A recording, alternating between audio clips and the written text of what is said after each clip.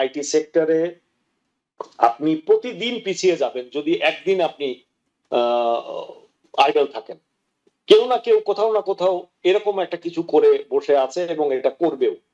কারণ দক্ষ জনশক্তি শুধুমাত্র দেশের বাইরে পাঠানোর জন্যই না, দেশের মধ্যেও দরকার আমাদের।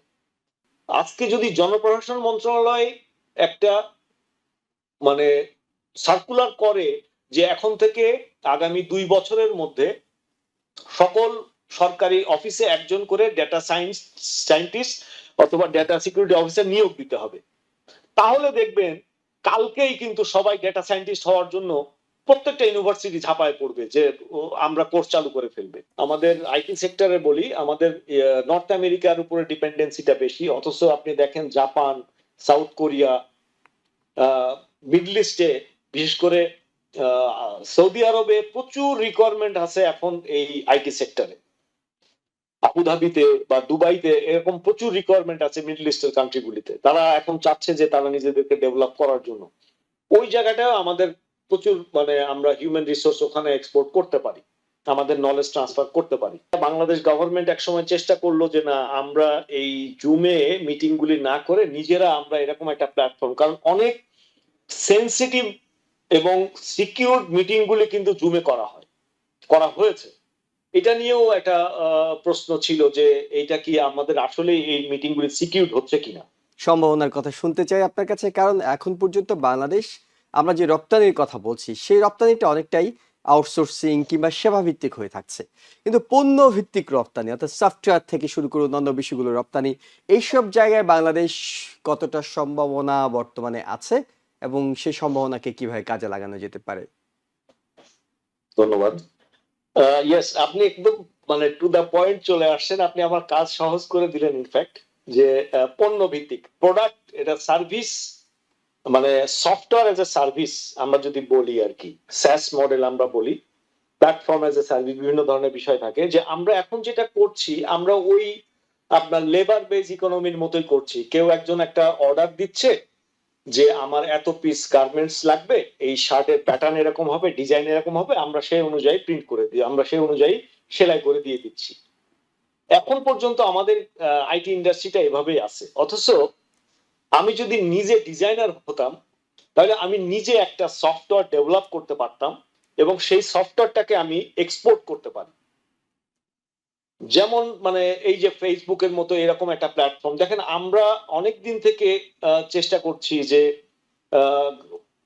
জুম, এই যে জুম লিংক দেখেন, এইটা একটা এমন একটা সফটওয়্যার, এমন একটা প্ল্যাটফর্ম যেটা আমাদের এই রিমোট, বিশেষ করে কোভিড এর সময় এটা আসছে।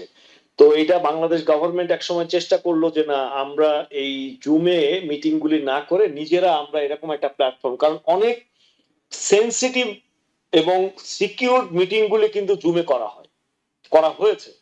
এটা নিয়েও একটা প্রশ্ন ছিল যে এটা কি আমাদের আসলে এই মিটিং গুলি সিকিউর হচ্ছে কিনা, কারণ কোথাও না কোথাও ডেটাটা তো কপি হচ্ছে, মিররিং হচ্ছে। তখন এটা আইসিটি মন্ত্রণালয়কে দায়িত্ব দেওয়া হয়েছিল, তারা একটা করেছিল, কিন্তু সেটা একটা সার্টেন সময় পরে গিয়ে দেখা যায় যে 30 জনের বেশি আর কখনো মিটিং এ অ্যাটেন্ড করানো যায় না, এবং ওখানে বেশ কিছু সিস্টেম, এগুলো তো থাকবেই, সিস্টেম এররের মধ্যে দিয়ে যায়। কিন্তু এটা একটা প্ল্যাটফর্ম হতে পারতো, শক্ত একটা ভালো একটা প্ল্যাটফর্ম, প্যারালাল একটা প্ল্যাটফর্ম দাঁড়াতে পারতো একটা দেশের জন্য। সো এইরকম একটা প্রোগ্রাম যদি, এরকম একটা সফটওয়্যার যদি আমরা করতে পারতাম, তাহলে কিন্তু আমরা অন্যান্য দেশগুলিতেও এই সফটওয়্যার গুলি আমরা সেল করতে পারতাম। কিন্তু আমরা সেটা পারি নাই বিকজ অফ পেট্রোনাইজেশন। আবারও বলবো যে সরকারের পক্ষ থেকে যে সুযোগ সুবিধাগুলি থাকা উচিত বা যে দৃষ্টিটা দেওয়া উচিত, সেটা মনে হয় এখনো তারা দিতে পারে নাই। এটা ব্যর্থতা আমার কাছে মনে হয়। বাট এই জাতীয় ব্যাপারগুলি আসলে এখন আর আটকানোর কোনো সুযোগ নাই, কারণ আইটি সেক্টরে আপনি প্রতিদিন পিছিয়ে যাবেন যদি একদিন আপনি আইডল থাকেন। কেউ না কেউ কোথাও না কোথাও এরকম একটা কিছু করে বসে আছে এবং এটা করবেও। কারণ দক্ষ জনশক্তি শুধুমাত্র দেশের বাইরে পাঠানোর জন্যই না, দেশের মধ্যেও দরকার আমাদের। আমাদের ছোট্ট একটা দেশ, এত মানুষ, অথচ এত ডেটা প্রডিউস হচ্ছে প্রতিদিন, কিন্তু এই ডেটার সিকিউরিটি নাই, এই ডেটার প্রাইভেসি নাই। এবং এই ডেটাগুলি নিয়েই আপনি একটা সফটওয়্যার প্ল্যাটফর্ম বা সফটওয়্যার ডেভেলপমেন্ট করার এবং সেটা নিয়ে কাজ করার প্রচুর সুযোগ আছে, প্রচুর এবং কিছু অর্গানাইজেশন অলরেডি বাংলাদেশে আছে যারা বিভিন্ন দেশে সফটওয়্যার রপ্তানি করে। কিন্তু ওই যে আবার সেখানে একটা সমস্যা থাকে, মাঝখানে গভর্নমেন্ট যদিও সফটওয়্যার ক্ষেত্রে একটা ট্যাক্স ও উইথড্র করে দিছিল এবং তারা বলছিল যে ট্যাক্স এক্সাম্পশন থাকবে সফটওয়্যারের ক্ষেত্রে, এবং সেটা একটা সার্টেন সময় পরে আবার এই আমি জানি না এখন নতুন সরকার কিভাবে সেটাকে চিন্তা করছে, এটাকে প্রমোট করতে হবে।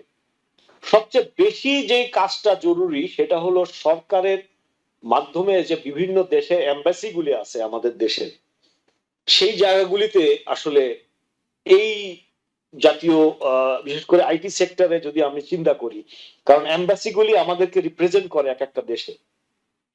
আমরা শুধুমাত্র এখনো যদি আমাদের আইটি সেক্টরে বলি, আমাদের নর্থ আমেরিকার উপরে ডিপেন্ডেন্সিটা বেশি, অথচ আপনি দেখেন জাপান, সাউথ কোরিয়া, মিডল ইস্টে, বিশেষ করে সৌদি আরবে প্রচুর রিকোয়ারমেন্ট আছে এখন এই আইটি সেক্টরে।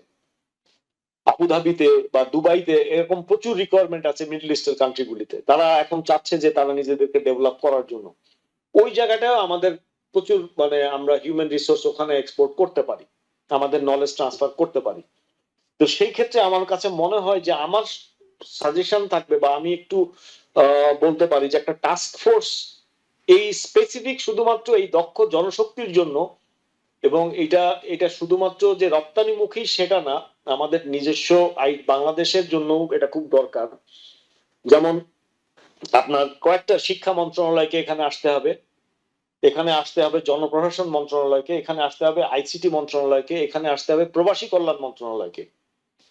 এই কয়েকটা মন্ত্রণালয়কে দিয়ে একটা টাস্ক ফোর্স করে, তাদেরকে দিয়ে আপনার পররাষ্ট্র মন্ত্রণালয়কে ওখানে লাগবে, কারণ তাদের মাধ্যমে আমরা এম্বাসি গুলিকে ইনফর্ম করব যে আমাদের এই এই রিসোর্স গুলি আছে, আমরা কিভাবে আমরা ওই পাট রপ্তানি, চা রপ্তানি, মাছ রপ্তানি, চিংড়ি রপ্তানি,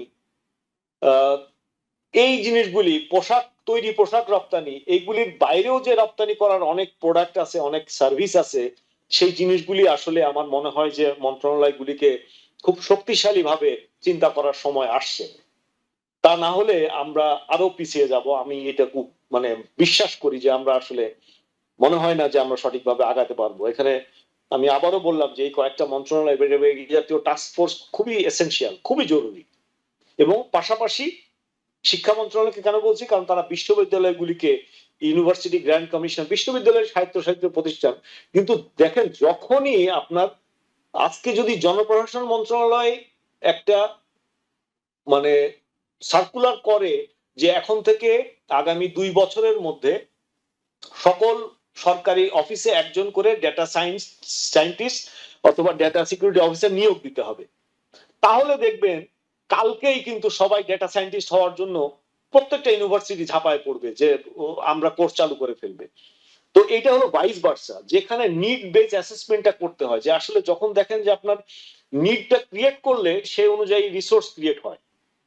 তো এই নিড ক্রিয়েট করার কাজটা সরকারের, আর সেই নিড অনুযায়ী রিসোর্স ক্রিয়েট করার কাজটা হচ্ছে বিশ্ববিদ্যালয় বা শিক্ষা প্রতিষ্ঠানে। আর এই কারণে আমি শিক্ষা মন্ত্রণালয়কে এখানে আনতে চাই, প্লাস প্রবাসী কল্যাণ মন্ত্রণালয় এবং আইসিটি মন্ত্রণালয়কে লাগবে, কারণ তারা আসলে ডাইরেক্টিভস গুলি দিবে, আইসিটি মন্ত্রণালয় দিবে, এবং প্রবাসী কল্যাণ মন্ত্রণালয় তারা তখন নতুন ভাবে লেবার বেস ইকোনমি থেকে বের হয়ে এসে, যেমন বোয়েসেল একটা শক্তিশালী প্রতিষ্ঠান Bangladesh government, Bangladesh overseas employment services limited, খুবই শক্তিশালী প্রতিষ্ঠান। তাদের কাছে আপনি যদি যান দেখবেন যে শুধুমাত্র লেবার দেরকে ট্রেনিং দেয়া, সৌদি আরবে আরবি ভাষা শেখানো, তাদের এই জিনিসগুলি, অথচ ওখানে কিন্তু আইটি সেক্টর নিয়েও কাজ করার অনেক সুযোগ ছিল।